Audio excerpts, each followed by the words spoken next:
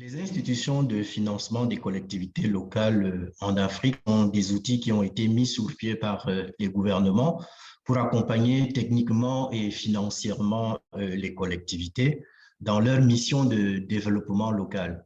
Donc, ce sont des institutions, certaines reçoivent des ressources provenant des États et d'autres reçoivent plus de ressources provenant donc de la coopération internationale, mais d'autres aussi sont un mélange des deux, donc ressources étatiques et ressources des collectivités. Donc, ce sont généralement des institutions publiques donc, qui accompagnent ce développement au niveau local. Elles ont donc pour but également donc, de pouvoir faire en sorte que les ressources internationales puissent être fédérées autour d'elles parce qu'elles se positionnent aujourd'hui comme étant des institutions qui connaissent très bien les collectivités, donc une clientèle particulière qui très souvent n'est pas connue des banques internationales de développement. Elle joue un rôle clé avec des conditions favorables en ce qui concerne donc aussi les financements.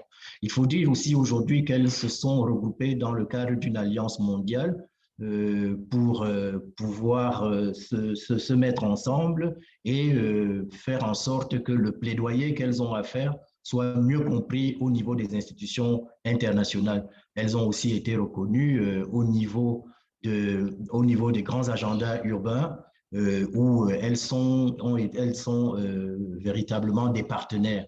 Donc, en ce qui concerne le RIAFCO, il faudrait dire que ce réseau africain des institutions de financement des collectivités a 13 membres dans son sein et le but de ce réseau est de faire en sorte qu'il y ait une mutualisation, d'abord, des connaissances, des échanges d'expériences et pouvoir jouer un véritable rôle d'intermédiaire auprès des banques internationales de développement qui ne connaissent pas toujours très bien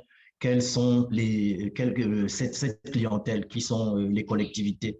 Bon, au niveau du FECOM, nous, on doit dire que nous avons une institution qui a été créée en 1974 et dont le rôle est d'accompagner techniquement et financièrement les communes du Cameroun et les régions aujourd'hui.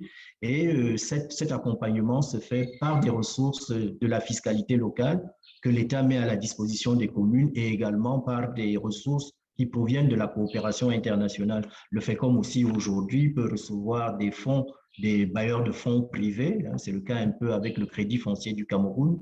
Et nous travaillons donc aussi avec plusieurs autres partenaires internationaux qui sont la KfW et l'Union européenne.